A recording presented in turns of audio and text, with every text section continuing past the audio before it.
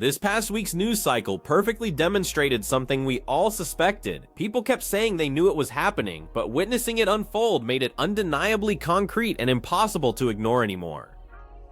Remember you like this. And it gets worse, your jeweler filed a lawsuit against you in Miami.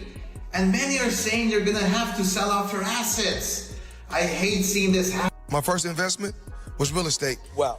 I went from commercial real estate, huge, skyscrapers actually. So I own what I own. Bragging now. No, I'm not now bragging. You're bragging. Trevor Noah recently dissected Floyd Mayweather Jr.'s shocking $402 million real estate claim and exposed serious inconsistencies about what the boxing legend actually controls. His bold statements regarding purchasing dozens of Manhattan buildings with cash don't align with documented evidence. The investigation into these grandiose announcements has sparked widespread speculation that Floyd Mayweather significantly embellished his involvement in the transaction. These conclusions stem from verified documentation and accessible public records that anyone can examine. You know what's crazy?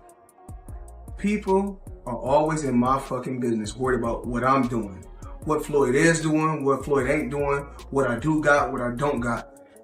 Throughout the past year, Floyd Mayweather Jr. has been aggressively marketing a new business-focused era encompassing supplements, high-end fashion, alcohol companies, and most recently, elite real estate ventures. Unfortunately, his public presentations don't completely align with insider reports and behind-the-scenes developments. He recently unveiled what he characterized as the most significant financial move of his entire career.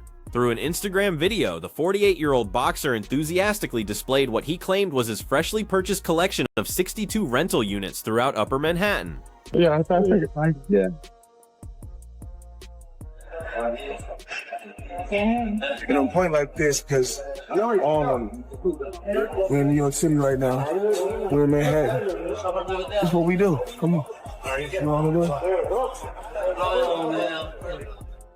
He insisted these structures, including all ground-level commercial spaces, were completely under his control without any external investors or collaborative partners whatsoever. He framed this as yet another demonstration of strategic financial planning and motivated his audience by suggesting they too could reach similar heights through intelligent decision-making. He announced that his enterprise Veda Properties had acquired the complete portfolio for $402 million.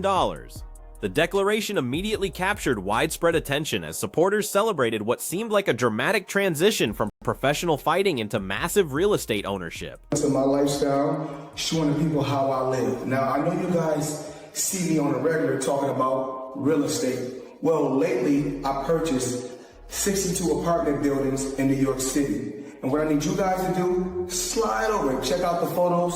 It's not all 62 buildings, it's a few buildings, but guess what? All the buildings belong to me. I don't have no partners. And all the retail down low on my buildings all belong.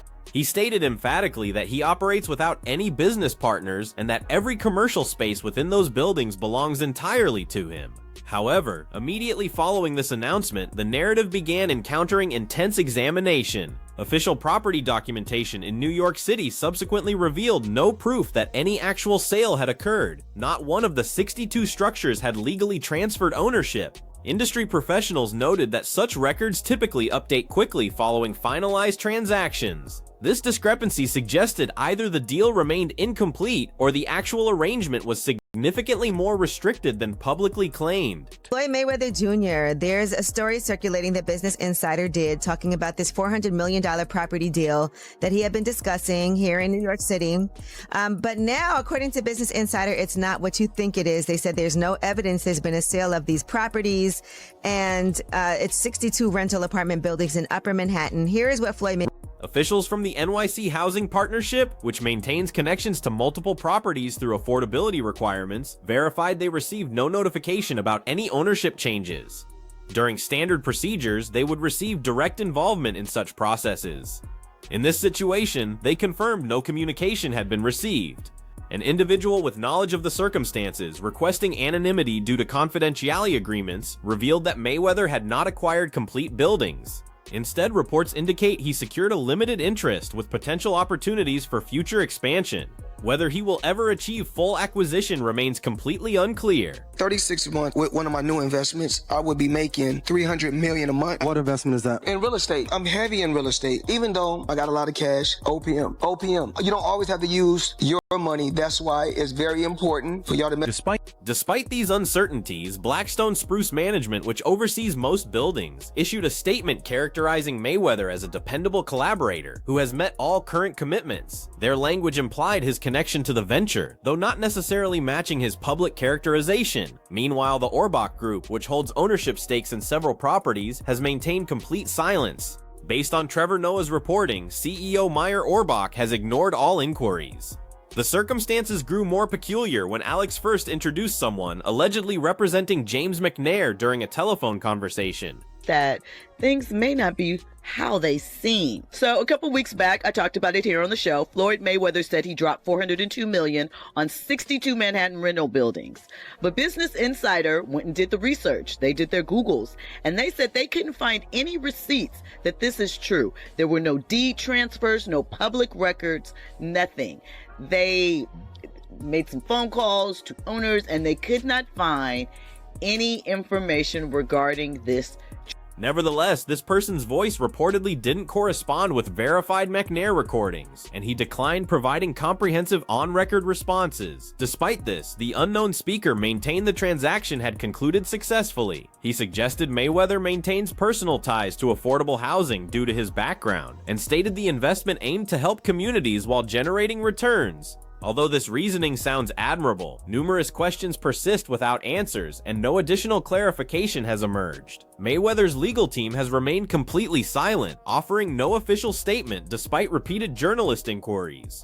This represents just the newest development in his transition from boxing into business ventures. One of the best investments that I did was New York real estate. So it started off with 7 figures. And I was getting a certain amount of money every month.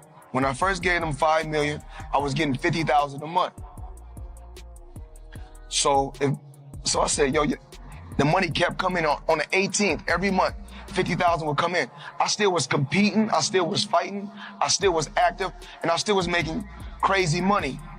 Throughout many years, Floyd Mayweather Jr. has frequently been associated with significant real estate assertions, though most prove challenging to confirm. One instance traces back over a decade when he attended a New York Knicks game and allegedly sat alongside prominent property developers Jeff Sutton and Andrew Mathias. Trevor reported this encounter evolved into a continuing partnership, with both later advising Floyd on market entry. Trevor also mentioned a 2022 podcast where Floyd claimed that through support from Al Heyman and trusted business associates, he invested $5 million in commercial properties, earning $50,000 monthly profits. He additionally claimed stakes in One Vanderbilt, while later another spokesperson said Floyd invested $88 million across approximately 20 loans via SL Green Realty, though no official documentation verified this information. I love bringing the people into my lifestyle, showing the people how I live. Now, I know you guys see me on the regular talking about real estate. Well, lately, I purchased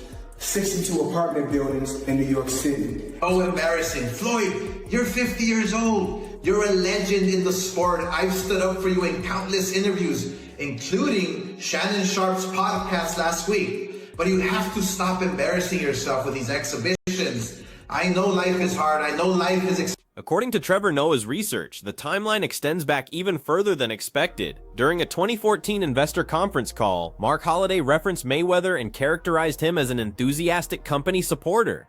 Floyd participated positively in the discussion, but no concrete investment amounts were mentioned. He has also claimed investments in 611W companies, though when reporters contacted executive leadership, no responses were received. He additionally featured 196 Avenue of the Americas on his corporate website among his holdings, but official records indicate the building hasn't transferred ownership. Made somewhere upwards of $800 million. And my money is still making money. And as far as in real estate, I made smart investments.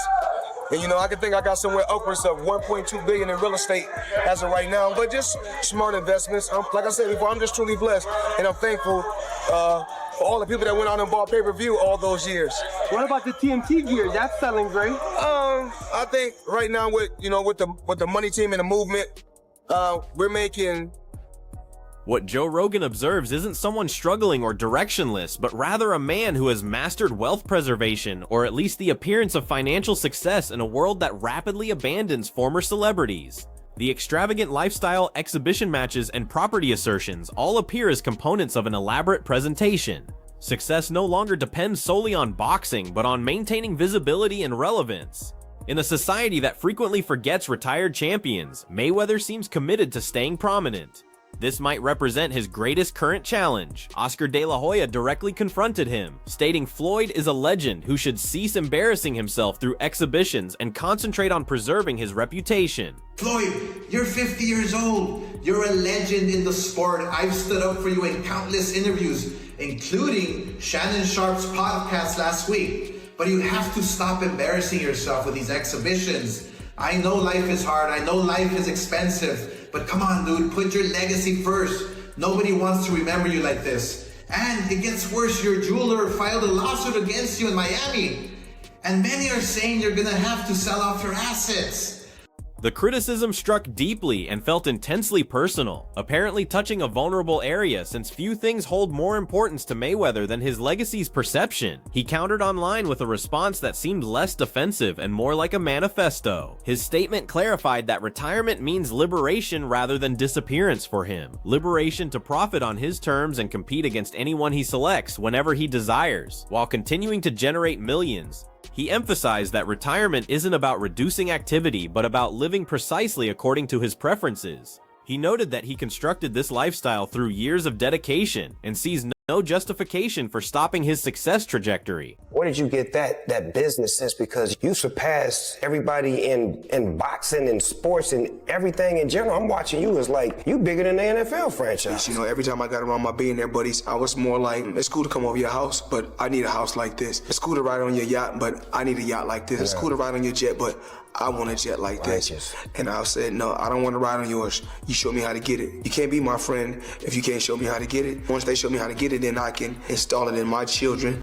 Anyone familiar with Mayweather knew he wouldn't stop after a single response, so he continued with even more aggressive messages targeting critics, labeling them envious, resentful, and fixated. This represents quintessential Floyd behavior, straightforward, unrepentant, and completely unrestricted. He also implied that many people become preoccupied with others' lives due to dissatisfaction with their own circumstances. The conversation grew beyond a simple online disagreement as he utilized this opportunity to address race, wealth, legacy, and society's expectations for retired athletes to quietly disappear. His subsequent statement emphasized the identical message that he plans to operate according to his standards regardless of criticism.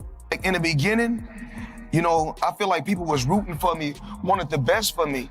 And the more and more as I accomplished more and kept accomplishing things, then you start seeing like different things. Then you start saying, he's a wife beater, or he's not that smart, or you hear so many different things.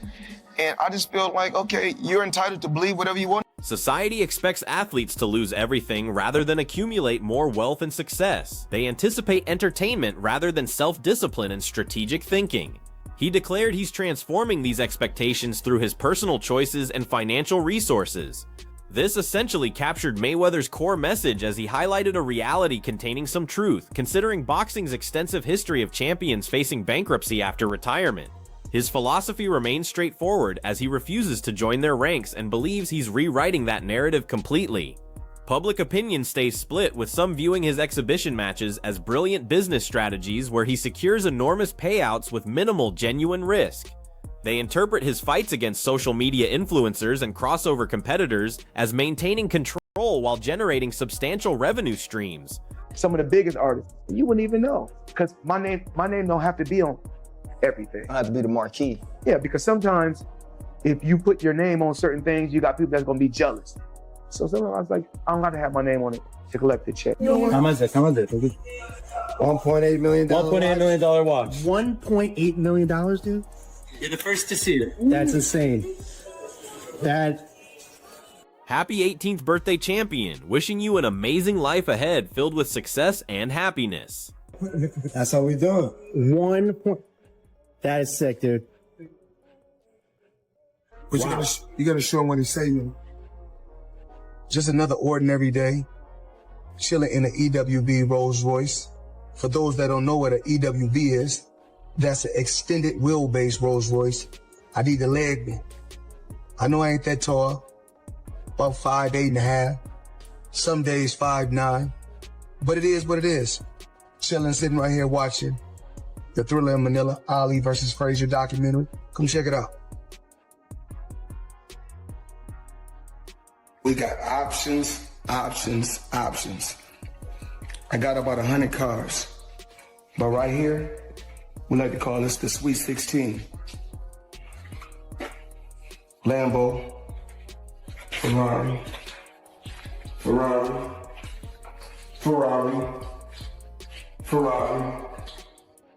Lambo,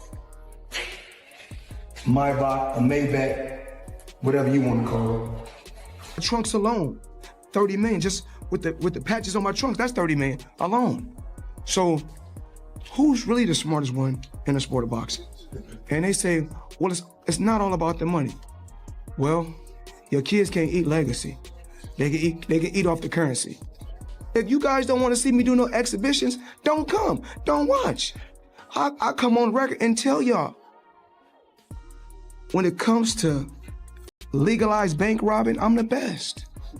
This conversation has evolved beyond flashy investments and questionable business partnerships, as some now wonder whether Mayweather's public display of enormous wealth exceeds the actual reality supporting it. With property claims that don't completely match official records, and continuing questions surrounding specific business relationships, some suspect the image of invincible prosperity may not be as secure as it seems. Within boxing circles, people are monitoring developments more carefully. For some, this represents a cautionary tale that even massive earnings can be compromised by questionable decisions. For others, it simply marks another chapter in a career that has consistently combined remarkable accomplishments with perpetual controversy and public scrutiny.